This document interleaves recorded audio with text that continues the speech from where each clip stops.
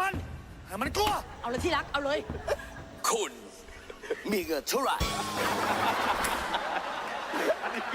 คุณมีทรัพย์สินเท่าไหร่ ได้โปรด เอามาให้พวกผม เดี๋ยวนี้ ผีเชื่อไปไหนแล้วผีเชื่อไม่ลงมา